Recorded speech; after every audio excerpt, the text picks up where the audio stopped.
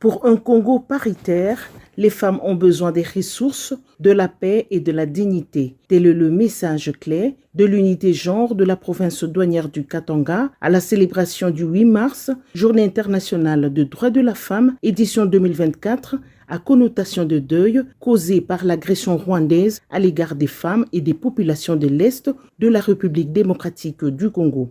À cet effet, les femmes de la DGDA Grand Katanga ont effectué la marche de la cathédrale Saint-Pierre et Paul en passant par les avenues Kassavubu, Square jusqu'au bâtiment du 30 juin.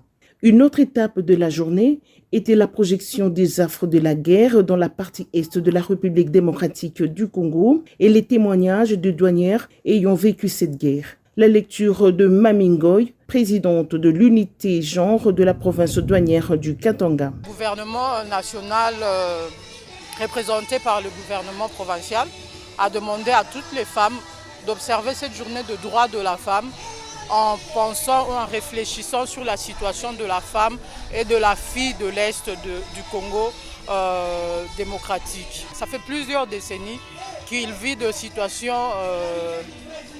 horribles, atroces. Les mots même ne sont pas assez forts pour exprimer cela. Vous avez vu, on a projeté et parmi nous, parmi les douanières, il y a des femmes victimes de cette guerre qui se sont déplacées.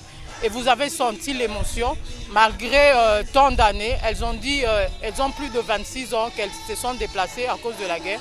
Mais quand elles parlent aujourd'hui, c'est comme si c'était hier qu'elles ont vécu ça. C'était également une journée riche en connaissances sur différentes thématiques développées telles que intensifier l'autonomisation des femmes douanières engagées d'action et d'excellence. C'était en présence du sous-directeur André Monga, représentant le directeur provincial René Kalala. Le président de la délégation syndicale était également de la partie. La louange et l'adoration ont caractérisé la journée et aussi la photo de famille.